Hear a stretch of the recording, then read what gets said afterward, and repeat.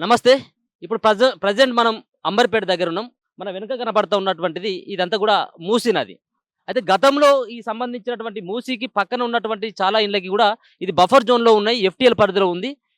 మీకు సంబంధించినటువంటి ఇళ్ళను గూడా ధ్వంసం చేసేటువంటి పరిస్థితి ఉంటది. మీరు గూడా ఖాళీ చేయాలని చెప్పేసి ఇక్కడ కొంతమందికి ప్రభుత్వ అధికారులు గతంలో చెప్పినట్టుగా తెలుస్తుంది. అయితే కొన్నిటికి మార్కింగ్ గూడా చేయడం జరిగింది. ఎందుకంటే ఈ పక్కనే మూసీ ఎట్లా పొంగిపోతా ఉందో, మూసీ నది ఎట్లా పోతా ఉందో చూసుకోవచ్చు. దీనికి జస్ట్ ఆనుకొనే ఉన్నటువంటి ఇళ్ళను గూడా జూసుకోవచ్చు. ఇదంతా గూడా ఈ మోరీలు కనబడతా ఉన్నాయి. అక్కడేమో పెద్ద ఎత్తున గూడా మూసీ ప్రవహిస్తా ఉంది. సుమారుగా 55 కిలోమీటర్ల మేర ఉన్నటువంటి మూసీ నది పక్కన ఉన్నటువంటి నివాస స్థలాలన్నిటి గూడా ఖాళీ చేసేందుకు ప్రభుత్వం ఒక రకంగా కసరత్తులు చేస్తా ఉంది. ఇదే సందర్భంలో చాలా చోట్ల గూడా నిరసనలు వ్యక్తమవుతా ఉన్నాయి. కొన్ని కొన్ని సందర్భాల్లో కోర్టులు సైతం గూడా హెచ్చరిస్తా ఉన్నాయి. కట్టినటువంటి ఇండ్లను ఎట్లా కూలుస్తారని చెప్పేసి ఇల్లు కట్టుకున్నటువంటి వాళ్ళు ఎవరైతే ఉన్నారో వాళ్ళందరూ గూడా హైడ్రా పైన గాని, ప్రభుత్వం పైన గాని చాలా తిరుగుబాటు చేస్తా ఉన్నటువంటి పరిస్థితి మనం చూస్తా ఉన్నాం. అయితే ఇక్కడికి రావడానికి ప్రధానమైనటువంటి ఈ అంబర్‌పేట గోల్కానికి రావడానికి మనం ప్రధానమైనటువంటి కారణం ఏంటంటే, ఇక్కడ కుమార్ అనేటువంటి వ్యక్తి, ఆ వ్యక్తి గుండెపోటుతోని చనిపోయినట్టుగా తెలుస్తా ఉంది. అయితే ఈ గుండెపోటుకు గల కారణాలు గత 4 రోజుల కాడ్నుంచి ఏం తినట్లేదట.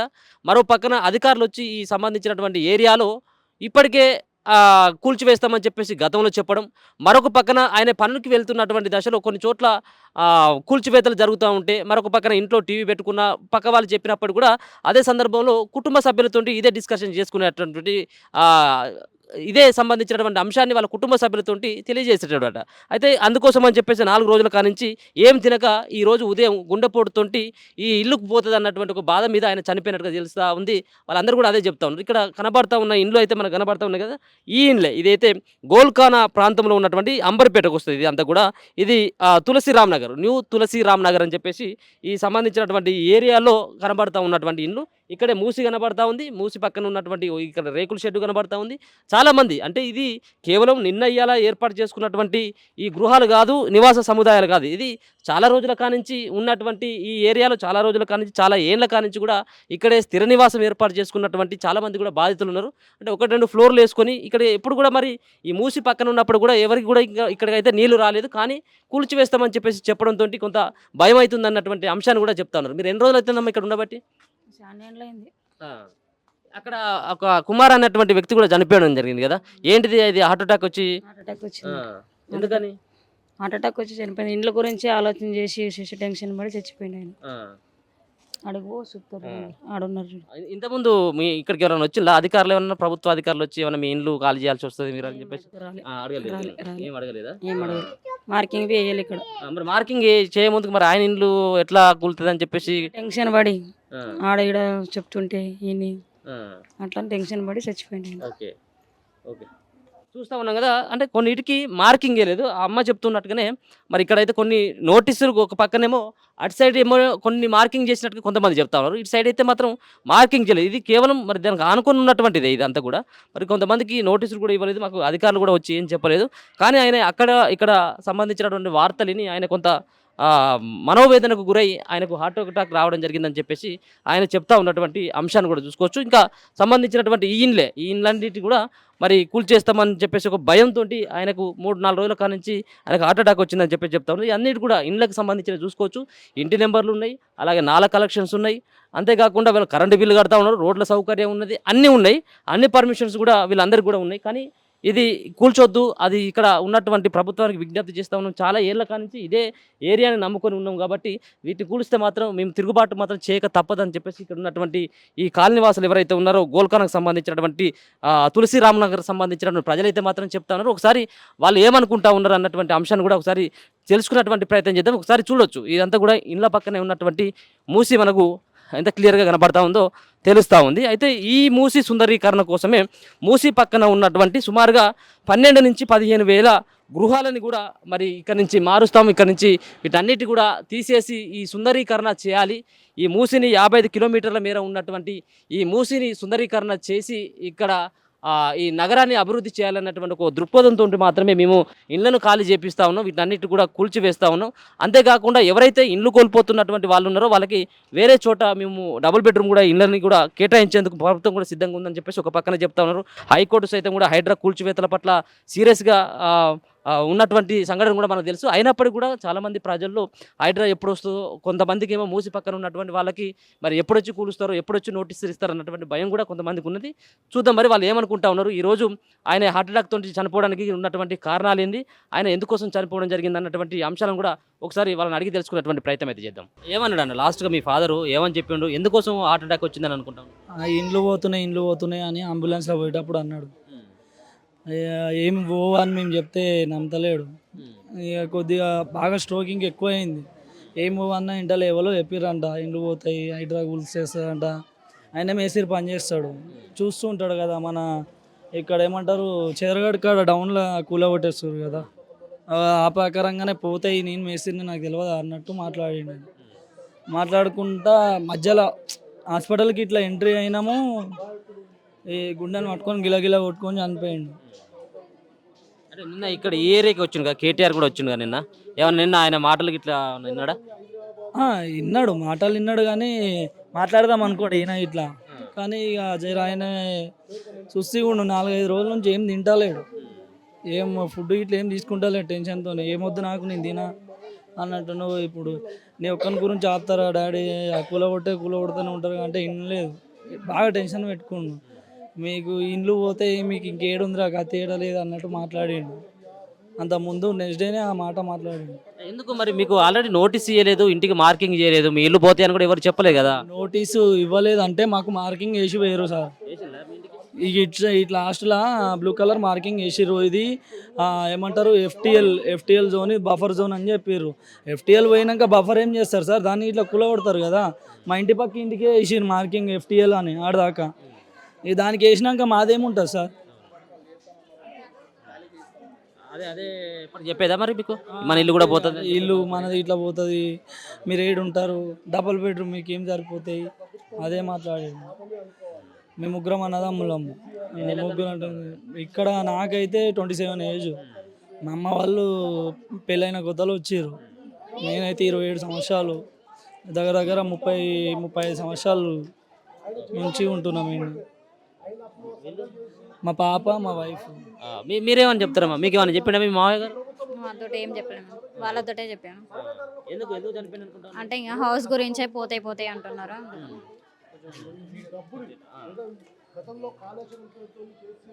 చెప్పండి. అంటే మీ ఇంటికి కూడా మార్కింగ్ చేసిన కొంచెం ఇంటి పక్క వరకని మార్కింగ్ వేసారు సార్. పోతే అని చెప్పేసి మీ మామయ్య పోతే అని కొంచెం టెన్షన్ అంటాడు. అంటే మీ ఇంటికి ఏమైనా నోటీసులు ఇచ్చిందా? ఎందుకు మీరు నిద్రపోవట్లేదు, ఎందుకు భయం అయింది? భయం, వేరే దిక్కు కూల్చేస్తారని భయం, మా ఇంటికి ఇట్లా వస్తారో ఏమని భయం, అంతే, ఇంకేం లేదు. అన్నీ ఉన్నాయి మా దగ్గర, పట్టాలు ఉన్నాయి, జాగంత అన్నీ ఉన్నాయి మా దగ్గర. కానీ ఇట్లా వేరే దిక్కు ఆలగూడ కొడుతురు, ఈడగులో కొడుతురు అంటే భయం అవుతుంది. మా కూడా వస్తారో ఏమన్నట్టు భయం అవుతుంది. ఎందుకు మీకు ఇప్పటివరకు నోటీసులు ఇవ్వలేదు, ఏమి ఇవ్వలేదు, మరి మీరు ఎందుకు భయపడతా ఉన్నారు? మీరు పక్క చూస్తున్నాం కదా సార్, మేము పక్కలకు ఇట్లా అందరూ ఆడ కూడా ఇప్పుడు నిన్న ఇలా చచ్చిపోయినా కూడా నేను ఇక్కడ గుల్లగొట్టిరంట. అది చూసి ఆయన రాత్రి వచ్చి చెప్పిండు మాకు, అక్కడ కూడా గుల్లగొట్టిరమ్మా అని. అంటే ఏం కాదన్నా మనకు చూస్తారు కదా, నాకు కేటీఆర్ సార్ కూడా వచ్చిండు, ఏం కాదమ్మా అని చెప్పిపోయిండు అని చెప్పినా. మేము ఆయనకి చెప్పినా ఇంకా ఆయన అట్లా అయిపోయిండు. తల్లి లేదు ఆ పిల్లలకి, ఇప్పుడు తల్లి లేదు, ఇద్దరు ఎవ్వరు లేరు ఇక్కడ పిల్లలకి. ముగ్గురు పిల్లలే వాళ్ళు. మరి ఎట్లా వాళ్ళ పరిస్థితి? అదే ఆయనైనా సంటింగ్ పని చేస్తుండే, పిల్లలకి అందరికి తెచ్చి 10-5 తెచ్చి ఆయన ఇలా తీసుకునేవాడు. ఇప్పుడు వాళ్ళకి ఇది ఏమైనా చేద్దామంటే ఇప్పుడు వాళ్ళ దగ్గర ₹1 లేదు. అది పరిస్థితి సార్. ఒకరొకరిని చూస్తుంటే అట్లా ఏడుపు వస్తుంది సార్. అసలు ఆ సార్కి ఎందుకు దయ వస్తలేదేమో అర్థమవుతలే మాకైతే. వారం రోజులు మేము బాసనలో పని చేసుకుంటలేము, ఇట్లా ఇంట్లో కూర్చుంటున్నాం అంతే. ఇంకేం మాకు భయం, అది చెప్తున్నా, బాధ అనిపించదా సార్? మీ ఇల్లు గుల్లగొడుతుంటే మీకు బాధ అనిపించదా సార్? ఇంత పెద్ద ఇల్లు గుల్లగొడుతుంటే బాధ అనిపిస్తుందా అనిపించదా? మళ్ళీ అదే భయం, భయం అవుతుంది. ఇక కాగితాలు ఉన్న కూడా గుల్లగొట్టిస్తారు సార్. ఇప్పుడు చూస్తున్నాం కదా, మీరు కూడా చూస్తలేరా? చూస్తున్నారు టీవీలల్లో, ఫోన్లల్లో అన్నీ వస్తున్నాయి కదా. మా అమ్మ అక్కడ వచ్చారు, ఇక్కడ వచ్చారు, కాగితాలు ఉన్నాక కూడా అట్లా చేస్తున్నారు. మళ్ళీ అట్లా కూలగొట్టేస్తున్నారు సార్. సార్కి దండం పెట్టినా కూడా దయ వస్తలేదు, ఏం చేయాలి? మళ్ళీ ఇదే భయం. పని కొనికి శాతం అవుతలేదు, తిండి పోతలేదు, ఏం పోతలేదు. మాకు పోతలేం సార్, మేము మాకు శాతం అవుతలేదు కూడా, పోవాలని కూడా అనిపిస్తలేదు. చేసి ఏం లాభం అనిపిస్తుంది అంతే. మా ఇల్లే పోతుంది, ఇంకా ఏంది అన్నట్టు అనిపిస్తుంది అంతే. ఇంకా భయం అవుతుంది. 40 సంవత్సరాల నుంచి ఉంటున్నాం సార్ ఇక్కడ అందరం. 40 సంవత్సరాల నుంచి ఉంటున్నాం అంతే. నీ పేరు ఏం పేరమ్మా? నా పేరు ధవలమ్మ. ఇటే ఉంటారా? ఇక్కడ ఇటే ఉంటారా? ఇదే ఇల్లే మాది. మేము 40 సంవత్సరాల నుంచి ఉంటున్నాం ఇక్కడ. ఆ. 40 సంవత్సరాల నుంచి ఇంతమంది ప్రభుత్వం వచ్చింది కానీ ఎవరేమి ఇట్లా చేయలే, ఇట్లా చెప్పలే. ఎవరే కానీ ఇల్లు నిలబెడతారు కానీ కట్టుకున్న ఇల్లు కూలగొడతామని ఎవరం అనుకోం కదా సార్. మేము పిట్ట కదా గూడు కట్టుకున్నట్టు పుల్ల తెచ్చుకొని మేము ఒక గూడు కట్టుకున్నాం అప్పులు చేసి రూపాయికి రూపాయి ఖర్చు పెట్టుకొని. మేము తిండి తినకుండా ఓ పూట ఉండి ఓ పూట తినకుండా ఉన్న రోజులు ఉన్నాయి మావి. మేము ఇప్పుడు ఇల్లు కట్టుకున్నాం, మాకు అన్ని పర్మిషన్లు ఉన్నాయి. కరెంటు బిల్లు ఉంది, నల్ల బిల్లు ఉంది, ట్యాక్స్ ఉంది, రిజిస్ట్రేషన్ ఉంది, అన్నీ ఉన్నాయి. మరి అప్పుడు మేము ఇవన్నీ తెచ్చుకునేటప్పుడు మీ బస్తీ పోతుంది, మీకు ఏవి ఇయ్యరు అని చెప్తే మేము ఇల్లు కట్టుకునే వాళ్ళం కాదు కదా. అవి ఉన్న దాంట్లోనే గుడిసెలనే ఉంటుంటిమి. అప్పుడు ఏం చెప్పకుండా ఇప్పుడు మేము ఇండ్లు అప్పులు చేసి ఇండ్లు కట్టుకున్నాక ఇప్పుడు ఇండ్లు తీసేస్తానంటే ఎవరికి బాధ ఉండదు? ఎంతమందిని చంపుతాడు ఇట్లా రేవంత్ రెడ్డి? ఈ టెన్షన్ తోటి ఇప్పుడు ఆయన చచ్చిపోయిండు, మొన్న అక్కడ 2-3 చనిపోయిండ్రు. ఎంతమందిని చంపుతాడు? ఇట్లనే చంపుకుంటూ పోతాడు. మమ్మల్ని చంపేసి మా సమాధుల మీద రోడ్డు చేసుకుంటూ పోమ్మను. ఏం చేస్తాడో మమ్మల్ని చంపేసి సుందరాకాండ చేస్తాడా, ఇంకా ఏం చేసుకుంటాడో చేసుకొని పోమ్మను. మీరు అంతా ఇవన్నీ ఆక్రమించుకొని కట్టుకున్నారు. కాదు, మేము కష్టపడి సంపాదించుకొని మేము కట్టుకున్నాం కొన్న జాగాలు అవి. మేము కావాలంటే అన్ని ప్రూఫ్లు ఉన్నాయి మా దగ్గర, వచ్చి చూసుకోమాను, చెక్ చేసుకోమాను. మాకు 40 లక్షల అప్పు ఉంది దీని మీద, ఇంటి మీద. మరి 40 లక్షల అప్పు ఇచ్చినోడు ఇల్లు పోతుందంటే ఇంటి ముందరకైతే వస్తాడు కదా. మీ ఇల్లు పోతుంది, మీరు ఏం చేస్తారు? మీరు అప్పు ఎట్లా కడతారని రోజు ఇంటి ముందరకు వచ్చి పోతున్నాడు. మరి మేమేం చేయాలి? ఆ టెన్షన్ తోటి మేమేం చేసుకుంటున్నామో మాకు కూడా భయం వస్తుంది. ఏం చేసుకోవాలి? వచ్చి అడుగుతున్నాడు, రోజు వచ్చిపోతున్నాడు అప్పులోడు. ఏం చేసుకోవాలి, ఏం చేయాలి? అది అసలు మా మైండ్ కూడా అక్కడ వరకు వస్తుంది. కానీ మా పిల్లలకు తండ్రి లేడు, మేము కూడా పోతే మా పిల్లలు ఎట్లా బతుకుతారన్నట్టు ఆశతోటి మేము అది ఒక్కొక్కసారి వస్తుంది కానీ వచ్చినప్పుడు గుండెలో దడ చిక్కించుకుంటుంది. ఆ భయంతో తిండి తింటలేము, నీళ్ళు తాగుతలేము, కంటికి నిద్ర లేదు. రాత్రి 2 గంటల వరకు 3 గంటల వరకు దొంగతనంగా వచ్చి మార్కింగ్ వేసిపోతున్నారంట. మీ ఇండ్లకు కూడా ఎక్కడ కూడా మార్కింగ్ కనబడతలేదు. సరే, వేరే చుట్టుపక్కల మనం చూస్తూ ఉన్నాం, మార్కింగ్లు వేస్తూ ఉన్నారు. తర్వాత వాళ్ళకు ఇల్లు లేనటువంటి వాళ్ళకు వేరే కాడ ఇస్తూ ఉన్నారు, వాళ్ళు ఖాళీ చేపిస్తూ ఉన్నారు, కూలుస్తూ ఉన్నారు, అది వేరే విషయం. కానీ మీకు ఇంటికి ఎక్కడ కూడా మార్కింగ్ కనబడతలేదు కదా, మీరు ఎందుకు అంత భయం? అంటే ఇట్లా మా ఇది ఉంది మార్కింగ్ అనేది, ఇట్లా ఈ సందులకి వెళ్ళి ఇట్లా వచ్చి అట్లా పోయింది. మరి ఇంకా అందరికీ భయం ఉన్నప్పుడు మాకు కూడా ఉంటుంది కదా. రేపు ఇవాళ వాళ్ళు ఇల్లు తీస్తాడు, రేపు మా ఇంటికి రాడన్న నమ్మకం ఏముంది? ఆ టెన్షన్ మాకు చాలా ఎక్కువైపోయింది. ఆ టెన్షన్ తోటి మాకు ఒక్కొక్కసారి కాలు చేతులు వనికి మేము కింద పడిపోతున్నాం. పిల్లలు పనులకు పోతలేరు, మేము పనులకు పోతలేము, మేము ఇంట్లో కూర్చునేటోళ్ళం. చేత కాదు, నరాల వీక్నెస్ ఉంది నాకు. గోళీలు వేసుకుంటేనే ఏమన్నా లేసి కూర్చుంటా, లేకపోతే అసలు పని చేయలేను నేను. నాకు గోళీలకే 2000 అవుతున్నాయి నెలకు, మందులకే. ఆయన చేస్తా అన్న హామీలు చెయ్యమను. సుందరాకాండ చేస్తానంటే ఆ ఏట్లకెళ్ళి మూసి నదిలకెళ్ళి గోడ కట్టుకుంటూ పోమ్మను. ఎవరికేం డిస్టర్బ్ ఉండదు కదా, అది లోతు తీసి దాంట్లో చేసుకొని పోమ్మను. మా ఇండ్లు ఎందుకు తీసేయాలి? మా ఇండ్లు తీసేసి ఎవరన్నా ఇల్లు నిలబెడతారు కానీ కూలగొట్టేటోళ్ళు ఎవరు రాలే ఇప్పటి వరకు. నా 50 ఏళ్ళ నుంచి ఇప్పుడు ఈయననే చూస్తున్నా నేను, రేవంత్ రెడ్డిని. ఇండ్లు ఎవరన్నా సాయం చేస్తారు, ఇండ్లు పోయినాయి అంటే ఎవరన్నా సాయం చేస్తారు. మాలాంటి వాళ్ళం కూడా వేరే వాళ్ళకి సాయం చేస్తాం ఇండ్లు పోయినాయి అంటే. మరి ఈయనకి ఎందుకు ఇంత కనికరం వస్తలేదు? మేము ఇంత కష్టపడి కట్టుకున్నాం, రిక్షా దొక్కిండు మా ఆయన, మేము 4 ఇళ్ళ పాస్ పని చేసుకున్నాము. ఓ పూట ఉండి ఒక పూట లేకుండా ఆయన మంచినీళ్ళు తాగి పండుకున్న రోజులు ఉన్నాయి మావి. అట్లాంటప్పుడు మేము కష్టపడి కట్టుకున్న ఇల్లుని నిలబెట్టుకున్న వాళ్ళము ఇవాళ వచ్చి ఇల్లు తీసేస్తానంటే మేము ఎట్లా ఒప్పుకుంటాము? మా ఇల్లు తీయద్దు, మా ఇల్లు మాకే ఉండాలి. ఆయన చేసుకుంటానంటున్నాడు కదా, అట్లా సుందరకాండ గోడ పెట్టి ఏట్లా చేసుకొని పొమ్మనండి. మాకు అంతే పరిష్కారం. మాకు డబుల్ బెడ్రూమ్ ఇల్లు వద్దు, ఏ ఇల్లు వద్దు, మా ఇల్లు మాకే కావాలి. మూసి అంత వాసన వస్తూ ఉంది, ఇక్కడ ఎన్ని రోజులు ఉంటావు, నీళ్ళు వస్తాయి లోపలికి, మేము డబుల్ బెడ్రూమ్ పక్కన కట్టిస్తామని అంటా ఉన్నారు కదా. లేదు, మాకెన్నడూ నీళ్లు రాలేదు ఇక్కడ, ఒక్క చుక్క నీళ్ళు కూడా రాలేదు. మీకు వస్తుందా? మాకు ఒక్క చుక్క నీళ్ళు రాలేదు ఎన్నడూ. మేము 40-50 ఏళ్ళ నుంచి ఇక్కడ ఉంటున్నాం కదా. అక్కడ మొత్తం రత్ననగర్ మొత్తం మునిగిపోయింది, అక్కడ ఉన్నాం మేము అప్పుడు కిరాయికి. ఇండ్లు మునిగిపోయినాయి అప్పుడు అక్కడైతే. మేము గోడలెక్కి రేకుల మీదకి వెళ్ళి దుంకి నీళ్ళకి వెళ్ళి ఇట్లా బయటికి మా ఆయన మొలదారం పట్టుకొని మేము గడ్డ మీదకి ఎక్కినాం అప్పుడు అక్కడ. ఇప్పుడు అంత నీళ్ళు వచ్చినప్పుడు ఒక చుక్క నీళ్ళు రాలేదు, ఇప్పుడు నీళ్ళు వస్తాయి అంటే మేము ఎట్లా నమ్ముతాం? మా ఇంట్లో అయితే ఇచ్చే ప్రసక్తే లేదు. మా ప్రాణాలు పోయినా పర్వాలేదు, ఎంత దూరమైనా మేము వెళ్తాం. మరి ఎందుకు ఇవన్నీ కూలుస్తామని చెప్పేసి ఎందుకు అనుకుంటా ఉంది ప్రభుత్వం, రేవంత్ రెడ్డి ఎందుకు అనుకుంటా అనుకుంటా ఉంది అంటే ఆయన 1,50,000 కోట్లు తెచ్చుకున్నాడంట. ఉం? మరి దాని గురించి తీసేస్తాము, ఏటు పక్క పోంటున్నాయి, మూసి నది పక్క పోంటున్నాయి, చెరువులల్లో ఉన్నాయి, తీసేస్తామని పెద్ద పుకారు అవుతుంది. మేము కూడా టీవీ పెట్టుకొని చూస్తాం కదా, మాకు కూడా గుండెల దడ ఉడుతుంది కదా, అట్లా మేము భయపడిపోతున్నాం. ఏం తీయొద్దని చెప్తున్నాం మేము. మా ఇండ్లు మాకే ఉండని, నువ్వు చేసుకునేది ఉంటే నువ్వు సుందరకాండ చేసుకుంటానంటే ఏటు పక్క పోంటి గోడ పెట్టి చేసుకొని పొమ్మను, మా ఇండ్ల వరకు మాత్రం రావద్దు. అంతే. అరే మా ఇల్లు పోతుందంటారా, మా ఇల్లు పోతుందంటారా అంటే ఆ పిల్లల మనసు ఎంత, ఆ పిల్లలు ఎంత బాధపడుతున్నారు. ఆ పిల్లలు ఆడుకునే పిల్లలు మాట్లాడుకుంటున్నారు. మా మనసు చాలా బాధ అనిపిస్తుంది పిల్లలు అట్లా అనుకుంటుంటే. తీయద్దు ఇండ్లు, మా ఇండ్లు మాకే ఉండని. ఆయన ఏం సాయం చేయకపోయినా పర్వాలేదు, 6 హామీలు చెప్పిండు కదా, ఏ హామీ మాకు అవసరం లేదు, మా ఇండ్లు మాకే కావాలి అంతే. చూసిన వాళ్ళే కదా ఇక్కడ. ఇప్పుడు రాజకీయ పనులు అందరు వచ్చి ఇక్కడ చూసిపోయిన వాళ్ళే కదా, మీరు అప్పట్లోనే చెప్పాను కదండి, అమ్మ మీరు ఇల్లు కట్టుకోవద్దు, ఎప్పుడు కొన్ని మీకు మోసం వస్తుంది, మీరు ఎప్పుడు కట్టుకోవద్దు అంటే మేము ఇట్లా అప్పులు చేసి అది చేసి కట్టుకోకపోతుంటాం కదా సార్. మరి మేము అప్పుడే చెప్పి మీకైతే కొంచెం తెలిసి మాకంటే చదువు రాదు, మేము చదువులేని మొద్దులము, మాకు చదువు రాదు, మీకు అప్పుడే చెప్పిండు మేము కట్టుకోకపోతుంటే అదే పూరి గుడిసెలు ఉంటుంటే మేము మంచిగా అయినాక అంతా అయినాక ఇప్పుడు తీసేస్తా అంటే ఎట్లా? ఇది న్యాయమేనా?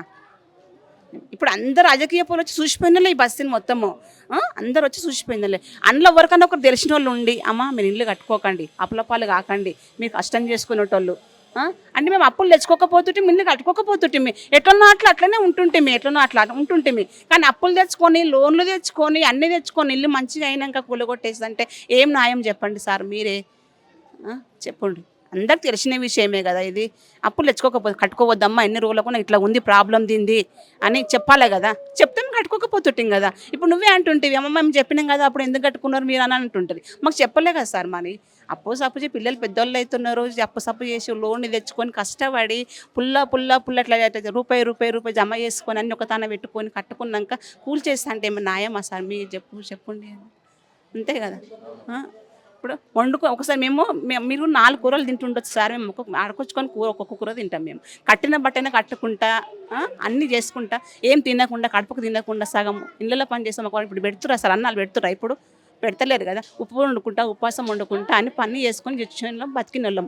10 రూపాయలు ఉంటే ఇంటికన్నా వస్తాయని ఇట్లా జమ చేసుకొని కట్టుకున్నాక వచ్చి ఇట్లా చేస్తే ఎట్లా సార్? మేము ముందు చెప్పాం, మీకు కొంచెం తెలిసి మేము కట్టుకోకపోతుంటే అదే గుడిసెలలో ఉంటుంటే మేము ఇప్పుడు నేను ఇట్లా న్యాయమేనా సార్కి? ఆ సార్కి న్యాయమేనా ఇట్లా చేస్తే? మాకు ఇల్లు ఊలిపోతున్నాయి అంటే అమ్మ ఇల్లు ఇంత ఇస్తావు, 5 రూపాయలు ఇస్తా 10 రూపాయలు ఇస్తా అని అన్నోళ్ళు ఉన్నారు. కానీ నువ్వు ఉన్న ఇల్లుని కూల్ చేస్తా అంటే మీరు కూడా ఎక్కడన్నా ఇన్నారా ఇట్లా? ఇప్పుడు మీరు కూడా 4 జాగ్రత్తలు పోతురు కదా, ఇన్నరా? ఇక్కడ కట్టుకున్న ఇల్లు కూర్చేస్తుంటే ఎవరికైనా బాధ అనిపిస్తుందా? మరి అట్లా మరి మా బాధలు అట్లా ఉన్నాయి. మీరంటే మీకు ఏం వేయలే కదా అంటే మా భయం మాకు అది. కుమార్ అనే ఒక మేస్త్రి పనిచేసే కుమారు 51 సంవత్సరాలు గత 15 రోజుల నుండి మాతో పాటు ఆందోళనగా తిరుగుతూ ఉన్నాడు. నేను సిపిఐఎం పార్టీ అంబర్పేట్ కాన్స్టిట్యున్సీ కన్వీనర్ని. నేను అనేక రోజుల నుండి ఈ పోరాటాన్ని ఉధృతం చేస్తుంది. ఈ పోరాటంలో అందరూ భాగస్వామ్యం అవుతూ ఉన్నారు. ఆ భయాందోళనలతో మా ఇండ్లు పోతాయనే భయంలో చాలామంది ఇప్పటికే ఉన్నారు. కాబట్టి అనేక మంది ఇప్పటికే అన్నం తినే పరిస్థితి లేదు.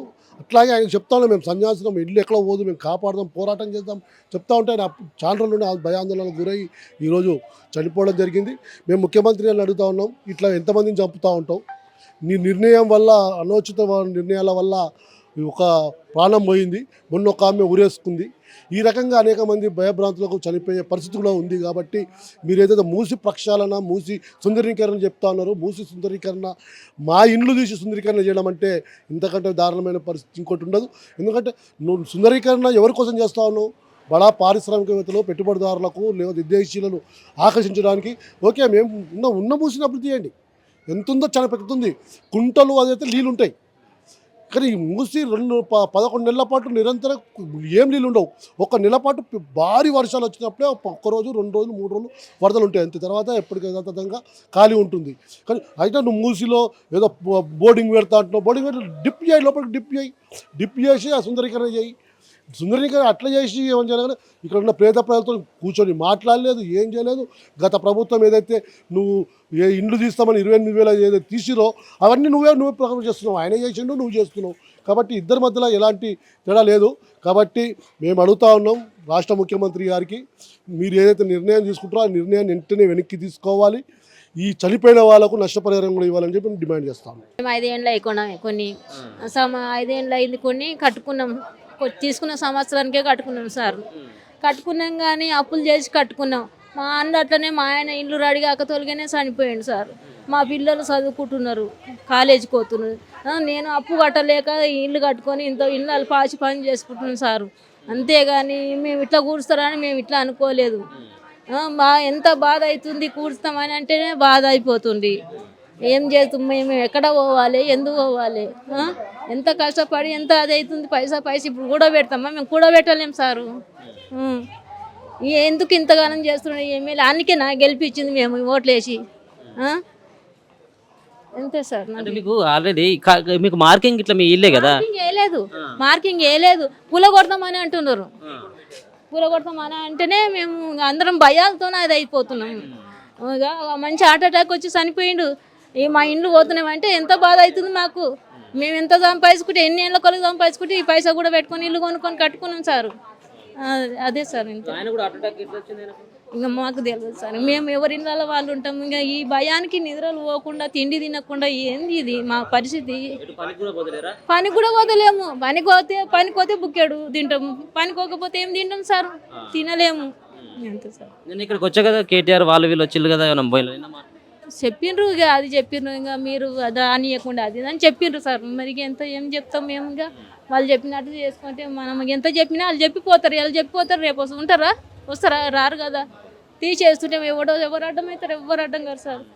ఇప్పుడు తీసేయమని చెప్పేసి అంటే మీరు సిద్ధంగా ఉన్నారా? మీకు వేరే కాడ డబుల్ బెడ్రూమ్ ఇట్లా ఇస్తానంటారు. మాకు వద్దు, మా ఇల్లు మాకే కావాలి. మా ఇల్లు మాకే కావాలి. మాకు డబుల్ బెడ్రూమ్ వద్దు. మాకు కష్టం. మేము ఇక్కడనే అన్నిటికీ సౌలభ్యం ఇక్కడనే ఉంది. అక్కడ పోయి అడవిలో పోయి ఏడుండు మేము. ఏం తినాలి? ఆకం తినాలా మేము? ఉండలేము, అడవిలో అయితే ఉండలేము. మేము మా ఇండ్లు మాకే కావాలి. మేము ఉన్న కానీ చస్తాం, అందరం చచ్చిపోతాం. మా ఇంటికి తీసుకోపోమా, సిద్ధంగా ఉన్నాం. అంతే, రెడీ. అంటే వాళ్ళకి రిలేషన్ యాక్చువల్లీ వాళ్ళకి రిలేషన్ కాదు, పక్కన మా అన్న ఉంటాడు. ఆ అన్న కోసం మేము ఇక్కడికి వచ్చినాం. మేము పక్క గల్లీలో ఉంటాము. సో ఏంటంటే ఇక గవర్నమెంట్ని విన్నపించుకునేది ఒకటే అన్న, పెద్దవాళ్ళకి పెద్ద వాళ్ళకి ఫస్ట్ చేసుకుంటా వచ్చి మాలాంటి మిడిల్ ఫ్యామిలీ కానీ గరీబ్ కానీ మా దగ్గరకు వస్తే మాకు బాగుంటుంది. మమ్మల్ని తీసుకుపోయి సీదా ఫస్ట్ మా దగ్గరకు వచ్చి వాళ్ళని వదిలేస్తే రానున్న ఒక 6 monthsకో 8 monthsకో వాళ్ళని మొత్తం మర్చిపోతారు. వాళ్ళు పైసలు కట్టో లేకపోతే ఇంకేదో చేసి వాళ్ళు అట్లాగే ఉంటారు, మేము ఇట్లాగే ఉంటాం. ఫస్ట్ వాళ్ళని చేసి మా దగ్గరికి రావాలి. ఇంకొకటి అన్న, ఇక్కడ మా ఫ్యామిలీస్ అన్ని రూపాయి కష్టపడి కొన్నాయిన్లే, ఇవి రిజిస్ట్రేషన్స్ కూడా ఉన్నాయి, అవి చూసుకోండి ఫస్ట్. మీరు కొంతమంది పట్టా అంటున్నారు, సరే పట్టా అయినా సరే కానీ మేము రోడ్ ట్యాక్స్, ప్రాపర్టీ ట్యాక్స్ కడుతున్నాం కదా 10 ఏళ్ళ నుంచి. డ్రైనేజ్ బిల్లుకి అంటే water bill, current bill, property tax ఇవన్నీ పే అవుతున్నాయి కదన్న. మరి దానికి ఏమంటారు మరి గవర్నమెంట్? సో పాత ప్రభుత్వం అయినా సరే ఇప్పుడున్న ప్రభుత్వం అయినా సరే ఫస్ట్ గవర్నమెంట్ ఇవైతే ఎవరైతే మాకు అన్నిటికీ రిజిస్ట్రేషన్కి కానీ దానికి కానీ పర్మిషన్ ఇచ్చారో ఫస్ట్ వాళ్ళ పని పట్టండి, తర్వాత మమ్మల్ని ఒక దారి చూపించండి. 100% మేము వెళ్ళిపోతాం, మాకు దారి చూపిస్తాం. డబుల్ బెడ్రూమ్ ఇట్లా పక్కన ఇస్తా ఉంటా ఉన్నారా? మిమ్మల్ని ఉత్తగానే రోడ్డు మీద వేయం, మేము మీకు వేరే కాడ చూపెడదాం అంటా ఉన్నారు. సరే అన్న, ఒక్కసారి కెమెరా మీరు ఒకసారి వెనక చెప్పండి. అట్లాగే ఆ బిల్డింగ్ ఉంది కదా, ఇప్పుడు ఇది 3 ఫ్లోర్ల బిల్డింగ్ ఉందన్న. ఆ 3 ఫ్లోర్ల బిల్డింగ్కి మా డబుల్ బెడ్రూమ్ మాకు సాటిస్ఫాక్షన్? ఒక మాట మీరు చెప్పండి. మీరే ఉన్నారన్న, ఇప్పుడు 40 లక్షలు పెట్టి మేము కట్టుకున్నాం, మా అన్న కట్టుకుండు. మా అన్నకి ఇప్పుడు డబుల్ బెడ్రూమ్ ఇస్తుంటే ఓకేనా? సరే, మా అన్న ఒక బ్యాంక్ ఎంప్లాయీ, ఎగ్జాంపుల్ శాలరీ అకౌంట్కి ట్యాగ్ చేసి ఉంది, ఇది బ్యాంక్ లోన్. ఇల్లు వెళ్ళిపోయింది, మాకేం రాలేదు. ఇప్పుడు ఆ శాలరీ అకౌంట్ నుంచి వాళ్ళ ఈఎంఐ కట్ అవుతూనే ఉంటుంది కదా, మరి దానికి ఎట్లా అంటారు మా బాధ్యత? అంటే ఇల్లు పోయింది, జాబ్ కూడా పోయి వదిలేసి ఇక నేను మా భార్య పిల్లలందరూ రోడ్డు మీదకి రావాల్సిన పరిస్థితి వస్తుంది. ఇక్కడ ఉన్న కాలనీ ప్రజల ప్రాబ్లం అది. మేము కూడా యాక్చువల్లీ మా అన్న కోసమే వచ్చినాము. ఇక్కడ మాది ఇక్కడ ఏం లేదు, మేము పక్క గల్లి ఉంటాం, కానీ మా అన్న కోసం ఇక్కడికి వచ్చినాం అనమాట. ఏమని డిమాండ్ చేస్తాం మేము అన్న? ఫస్ట్ పెద్దవాళ్ళ పని చేసుకుంటా, తర్వాత మేము ఇంత కష్టపడి మా పెద్ద మనుషులు ఏదైతే రూపాయి కష్టపడి పోగేసిన పైసలతో జాగా కొన్నారో దానికి ఆధారం ఏదైనా చూపిస్తే బాగుంటుంది. డబుల్ బెడ్రూమ్ వేస్ట్ అన్న. ఏందన్నా ఈ పూల్చివేతలు ఈ వ్యవహారాన్ని ఎట్లా చూస్తా ఉన్నారు? హైడ్రా వచ్చిన తర్వాత అయితే ఈ బస్సులో అయితే అన్న పెద్ద మనుషులు అందరూ కూడా బస్సులో అందరూ కూడా ఎవరికి నిద్ర లేదు. 15 రోజుల నుంచి వాళ్ళకి ఏడుపు తప్ప కనీసం తిండి తింటలేరు. అది ఏమవుతుందంటే ఏదో కబ్జా చేసిర్రు అని అది చేసి అంటే కానీ కబ్జా చేసిన జాగాలు ఏవి లేవు. అందరూ తన సొంత పైసలు పెట్టి కొనుక్కున్న జాగాలో ఉన్నాయి ఇక్కడైతే. అందరూ పైసలు పెట్టి కొనుక్కొని ఇంత అప్పులు చేసి ఇల్లులు కట్టుకొని ఉన్నారు. ఇప్పుడు వాళ్ళ ఏమంటారు సొంత ఇల్లు కళ అనే ఒక మనిషికి ఒక సొంత ఇల్లు కళ ఉంటుంది. ఆ కళ నెరవేరింది అనుకున్న టైంలో ఇప్పుడు వచ్చి కూల్ చేస్తామంటే అది పద్ధతి కాదు. వాళ్ళకి రోడ్ వైండింగ్లో అయితే పోతేప్పుడు డబ్బులు ఏదైతే ఇస్తారో అటువంటి డబల్ మూడింతలు కట్టిస్తే వాళ్ళకి వేరే దగ్గర కొనుక్కునే అవకాశం అని కలిగి. ఎందుకంటే గరీబ్ వాళ్ళు అక్కడ ఇక్కడ అన్ని అమ్మికొచ్చి బంగారం అమ్మి ఇల్లు కట్టుకునే ఉంటాయి. వాళ్ళకి రోడ్డు మీద వాడేసి వాళ్ళు బతుకులు ఏం కావాలి. 2-3 ఆడపిల్లలు ఉన్నారు. మా బ్రదర్ ఇల్లు ఇది, ఆయనకి 2 ఆడపిల్లలు ఉన్నారు. ఆయన కష్టపడి అప్పు చేసి కట్టుకున్నాడు. ఇప్పుడు ఆయన రోడ్డు మీద వాడేసి ఆయన బతికేం కావాలి, 2 ఆడపిల్లలు బతికేం కావాలి. ఇలాంటివి చాలా మంది బతుకులు రోడ్డు మీద అయినాయి. ఇలా కరెక్ట్ కాదు. వాళ్ళకి కనీసం వాళ్ళకి వేరే విధంగా చూపించి అయినా ఏదైనా ప్రాబ్లం చేయాలి. ఒకవేళ మీకు అంత వాటర్ వస్తుంది అంటారు కదా, మురికే విధంగా ఇక్కడ ఎటువంటి కూడా నష్టపరిహారం జరగాలి. ఎప్పుడు కూడా వాటర్ వచ్చిన జరగలేవు ఇక్కడ. వాళ్ళ ఇబ్బంది కూడా లేదు ఇక్కడ. ఆ మూసి పరంగా ఏం ఇబ్బంది లేదు ఇక్కడ. వాళ్ళు డెవలప్మెంట్ చేయాలి అని అనుకుంటున్నారు. దాన్ని వేరే కూడా ప్లాన్ చేసుకోవచ్చు, కానీ ఇక్కడ చేయకుంటే బాగుంటుంది.